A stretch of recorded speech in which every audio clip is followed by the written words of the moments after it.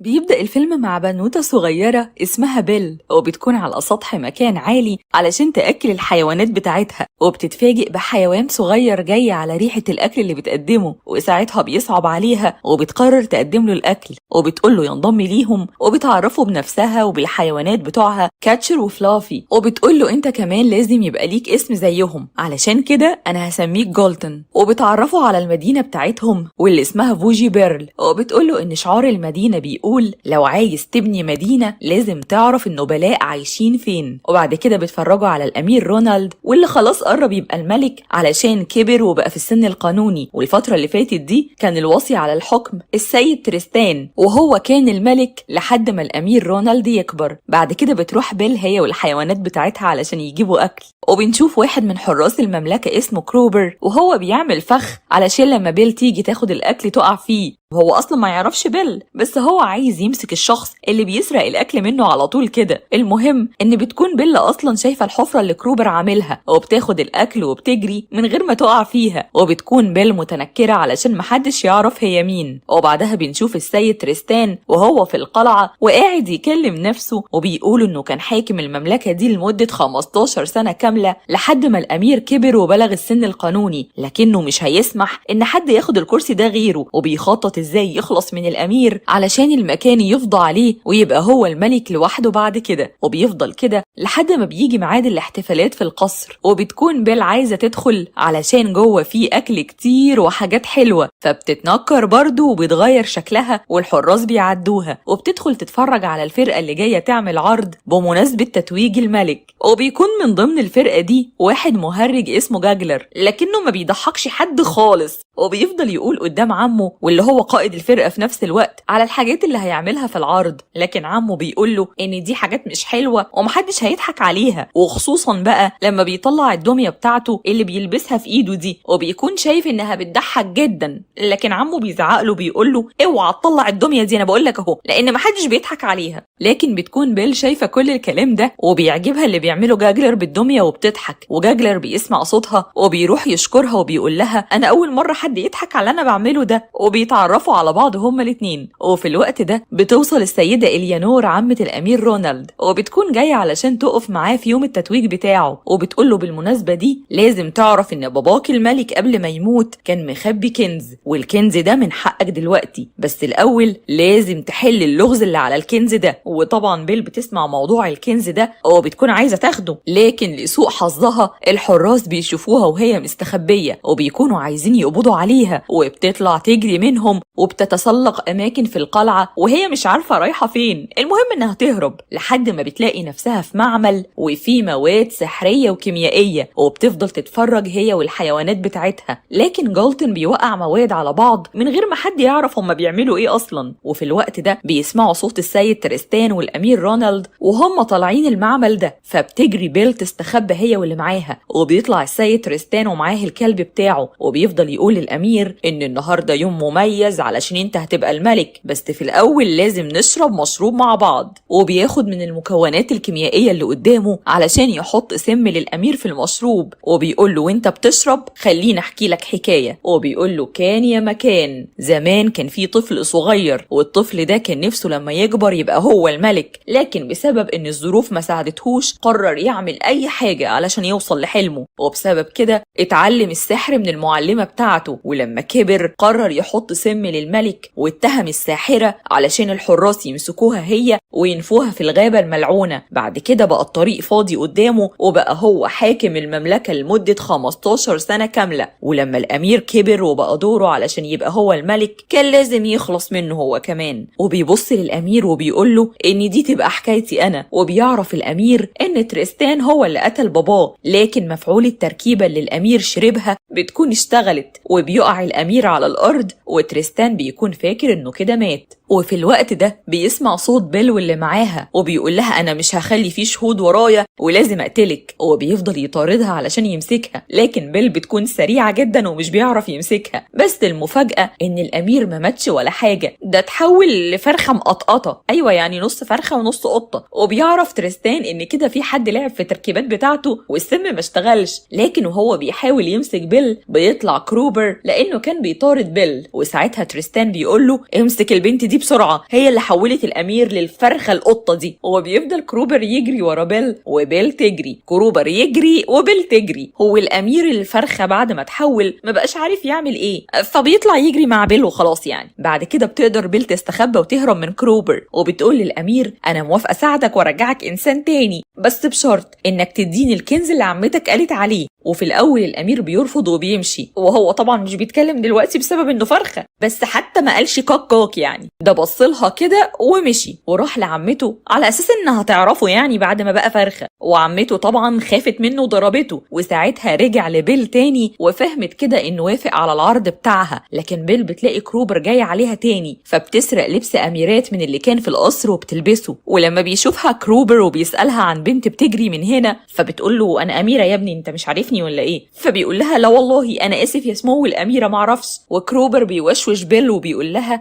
أصل الأمير بتاعنا بقى نص قطة ونص فرخة، بس اوعي تقولي لحد. وبيكون الأمير قاعد على طبق من الأطباق بتاعة الأكل علشان محدش ياخد باله ويفتكروه فرخة عادية يعني وياكلوه. لكن بيجي الخدم ياخدوا الأطباق علشان يطلعوا بيها على الحفلة. وساعتها بتجري بيل على الحفلة علشان تنقذ الأمير، وبتلاقي العرض الكوميدي بتاع جاجلر والناس اللي معاه. وأول ما بتشوف الأمير على الترابيزة بتشاور للحيوانات بتاعتها علشان يتحركوا، وبتروح ناحية الشباك وبتقطع حبل، وبتخلي واحد من الحيوانات يقطع الحبل اللي ماسك النجفة، وبتسحب الترابيزة كلها. وبيكون كروبر هو كمان عايز يوصل للأمير علشان يحميه، وكمان تريستان بيبقى عايز يوصل له، لكن بسبب ان حجم الترابيزة كبير فبيتكسر الشباك، وبتاخد الترابيزة جاجلر في سكتها، وبيقع مع بيل وكروبر في الشارع، وبيفضلوا يجروا لحد ما بيبقوا في امان. وساعتها بيل بتقول انها لازم تروح الغابة الملعونة علشان تلاقي الساحرة، لان هي الوحيدة اللي هتقدر ترجع الامير زي ما كان. وجاجلر بيقول لها انا كده كده بوظت الشغل وبقيت فاضي وممكن اجي معاكي عادي يعني، لكنها بتقول له لا طبعا. فبيقول لها لو ما وافقتيش انا هقول للحراس انك مش اميرة ولا حاجة وانك كدابة. فبتخاف وبتقول له خلاص يا عم في ايه، تعالى معايا بس خلي بالك احنا رايحين الغابة الملعونة. فبيقول جاجلر ايوه بقى الغابة الملعونة، ده انا متحمس قوي،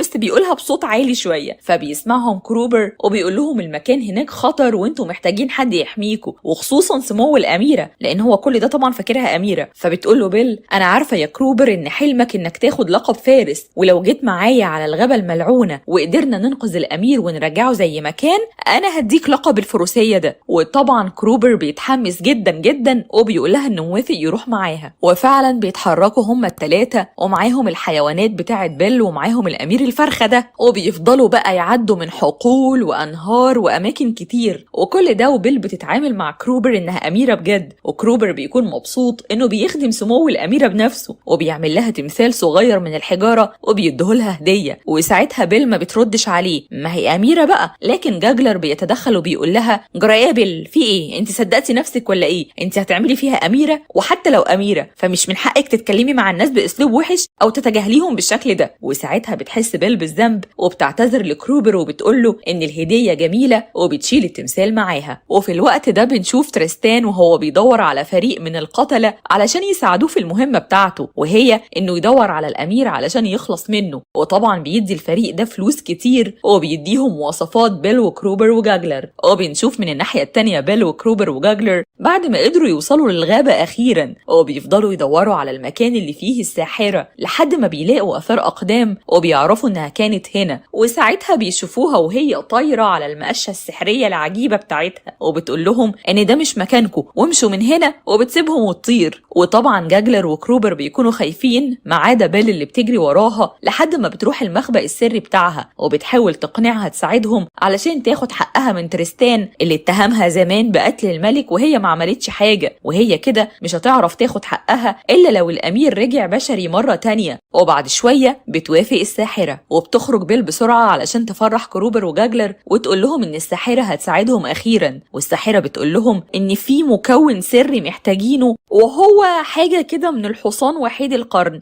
اللي هي بتكون فضلاته يعني. وبيقول لها كروبر بس مفيش حاجة اسمها حصان وحيد القرن أصلا. فبتقوله لأ موجود في منطقة الوحوش الخطيرة، ولازم تنفذوا المهمة دي بسرعة علشان لو الأمير فضل متحول كده كتير فاحتمال إنه يفضل كده طول عمره. وساعتها بيتحركوا على هناك بسرعة، وبعد ما بيوصلوا بيكونوا هيموتوا من الرعب لأنهم عارفين إن المكان هنا كله وحوش خطيرة. لكن بيتفاجئوا بخروف شكله طيب بيلعب معاهم، وبيطلع راعي غنم شكله طيب برضه، وبيفضل يرحب بيهم ويقول لهم ان الخروف بتاعه دايما بيحب الاكل، وبيقول لهم انه اليف ومش هيأذيهم في اي حاجة. وهم طبعا بيطمنوا للراجل لان شكله طيب وكيوت، لكن بيلمحوا الحاجة اللي هم عايزينها واللي هي فضلات من الحصان وحيد القرن، وبيروح كروبر علشان يحطها في كيس. بس فجأة الشمس بتغيب شوية، والراجل الطيب الكيوت اللي كان بيتكلم معاهم من شوية ده بيتحول لحصان وحيد القرن وبيجري وراهم هما التلاتة، وبيفضلوا بيل وجاجلر يجروا. أما كروبر فبيقرر إنه يحاربه علشان ينقذ بيل سمو الأميرة يعني. وساعتها بيل بتحمسه أكتر وبتقوله أنا قربت أرقيك وخليك فارس على فكرة، وإنت كده هتبقى فارس شجاع لو عرفت تحمينا من الوحش ده. وفعلا بيفضل كروبر يحارب في الوحش لحد ما بيقدروا بيل وجاجلر يطلعوا على قمة صخرة كبيرة، بس الوحش بيجري علشان يمسكهم فبيخبط في الصخرة وبيوقعها، وبيفضلوا يتزحلقوا لحد ما بيبعدوا عن الوحش وبيبقوا في أمان. وبيفضل كروبر طول الطريق يغني وهو فرحان وبيقول خلاص أنا هبقى فارس، أنا مش مصدق نفسي إني كملت المهمة. ووقتها بتحس بيل بالذنب لأنها ضحكت عليه من البداية وخايفة إنه يتصدم. بس بعدها بيروحوا للساحرة واللي بتخلط كل المكونات مع بعض وبتعمل التعويذة بتاعتها وبتخلي الأمير يشربها وبيرجع لطبيعته تاني، وبيفرحوا كلهم. وبيروح كروبر يقول لبيل أنا وفيت بوعدي أهو يا سمو الأميرة، أنت كمان وفي بوعدك وخليني فارس. لكن بيل ساعتها بتصدمه وبتقوله أنا مش أميرة ولا حاجة، أنا كنت بضحك عليك كل ده علشان تساعدني نرجع الأمير لطبيعته واخد أنا الكنز زي ما اتفقت معاه. وساعتها بيتصدم كروبر وبيخرج وهو زعلان جدا، لكن بيل بتجري وراه وبتفضل تنادي عليه وبتقوله يرجع. وساعتها بيتفاجئوا بتريستان وهو معاه حراس كتير جدا والفريق اللي كان بيدور عليه، وبيقول تريستان ليهم كلهم ان اللعبة خلصت لحد كده، وبيأمر واحد من اللي معاه يضرب سهم على كروبر. بس بيل بتجري بأقصى سرعة وبتنط وبتاخد هي السهم مكان كروبر وبتقع على الأرض. وساعتها باقي الناس اللي مع تريستان بيرموا الأمير من على الجسر وبيقبضوا على باقي الناس اللي معاه. وبعدها بيروح تريستان على المملكة وبيقول لهم ان الأمير مات، وان اللي موتته الساحرة دي اللي انا قبضت عليها هي والمساعدين بتوعها. والشعب كله بيزعل على الأمير بتاعهم وبيطلبوا من تريستان ان هو يحكم عليهم بالإعدام. وفي الوقت ده بنشوف بيل وبنعرف انها ما ماتتش ولا حاجة، وان السهم جه في التمثال الحجري اللي كان كروبر مديهولها هدية. وبتشكر كروبر ان هو انقذ حياتها من غير ما يعرف. وبتبص كده بتشوف الأمير هو كمان ما ماتش، وانه كان متعلق في صخرة لكنه مش عارف يتحرك. فبتركب المقشة السحرية العجيبة بتاعت الساحرة وبتنقذ الأمير بيها، وبيروحوا مع بعض على المدينة. وبيوصلوا في اللحظة اللي بيتنفذ فيها حكم الإعدام على كروبر، بس بتقدر بيل انها تنقذه قبل ما يموت بثواني. وبعدها بتحكي للشعب كله على اللي حصل، لكن تريستان بيقول ان اكيد محدش هيصدقها. بس بيخرج الامير من وسط الناس وبيأكد على كلام بيل، فالناس كلها بتقول على تريستان انه خاين ولازم يموت.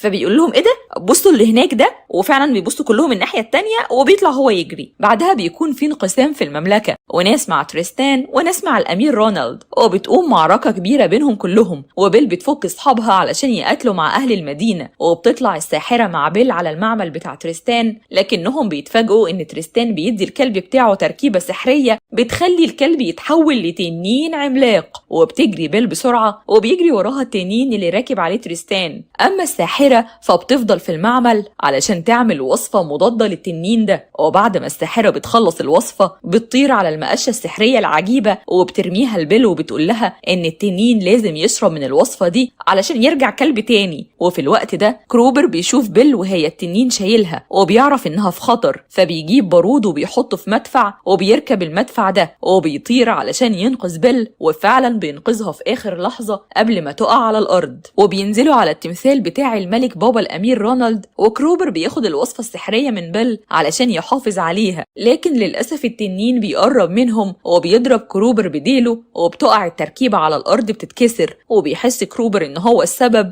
إنه بوظ كل حاجة وبيعتذر لبيل. بس بيل بتقوله أنت كان نفسك تبقى فارس صح؟ وأنا عشان مش أميرة مش هعرف أخليك فارس، بس أنا ممكن أخليك الفارس الخاص بيا أنا وأكتر صديق وفي ومخلص في العالم. فبيقولها كروبر إنك نبيلة والنبل اللي عندك ده في قلبك. فبتفتكر بيل شعار المدينة بتاعتهم اللي هو لو عايز تبني مدينة لازم تعرف النبلاء فين. وبتقول بما إن النبل بيبقى جاي من القلب يبقى أكيد الكنز بتاع الملك في التمثال بتاعه عند قلبه. وفعلا بتدوس على حجر وبيفتح باب وفيه صندوق، وبيشوفهم تريستان وبيقول لهم أنا هاخد منكم الكنز ده. وساعتها كروبر بيرمي الصندوق كله، وبينزل تريستان بالتنين علشان يمسك الكنز، لكنه بيتفاجئ إنه عبارة عن مجموعة من الورق، وطبعا بيسيب الكنز وبيطير تاني. بعدها بتفكر بيل في فكرة عبقرية، وبتجيب عظمة وبتحط عليها السائل بتاع التركيبة اللي على الأرض وبترميها للتنين، وهو بيبلعها وبيفقد قوته وبيرجع زي ما كان. وساعتها التمثال بتاع الملك بينهار، بس كروبر بيحط بيل في المدفع هي والحيوانات اللي معاها علشان يحميهم، وبيضحي بنفسه وبيقع من على التمثال. وساعتها بنشوف لما تريستان بيقع على الأرض وبيكون الأمير رونالد والمجموعة اللي معاه هم اللي كسبوا المعركة، وبيطردوا تريستان واللي معاه من المدينة للأبد. وبنشوف جاجلر بعد ما المعركة خلصت وهو بيدور على بيل وكروبر، وبيطمن لما بيلاقي بيل لسه سليمة، لكن بيل بتقوم تجري علشان تدور على كروبر تحت الأنقاض، وبتفضل تعيط وتنادي عليه وتقول له ما تسيبنيش، انت الفارس بتاعي وافضل صديق. وفي اللحظة دي بيفتح كروبر عينه وبيقول لها وانا موجود علشان احميك يا مولاتي. وبيفرحوا كلهم ان كروبر لسه عايش، وبيروح الامير علشان يشكرهم لانهم ساعدوه ورجعوه انسان وساعدوه في حربه ضد تريستان. وبيل بتاخد بالها من الصور اللي وقعت على الارض اللي كانت في كنز الملك، وبتلاحظ انها رسومات لمباني، وبتقول ان كنز الملك الحقيقي هو اننا نعيد بناء المدينة بتاعتنا من تاني ونرجعها احسن من الأول، والملك كمان عامل لنا الرسومات اللي تساعدنا إن احنا نعمل كده. وبتعدي أيام وبنشوف حيوان جديد انضم لبيل وفريقها، وبرضه بنفس الطريقة اللي فاتت بترحب بيه وبتعرفه بالحيوانات اللي معاها وبتقوله على المدينة وعلى الملك وعلى كل حاجة. بس المرة دي هي مش هتسرق تاني، وبتنزل لحد الملك علشان تطمن عليه، والملك بيطمنها انهم بيعملوا دار للأيتام ودار رعاية وبيعملوا حاجات حلوة كتير للمدينة بتاعتهم علشان يخلوها أحسن مدينة في العالم كله. وبكده بتكون خلصت حكاية النهاردة.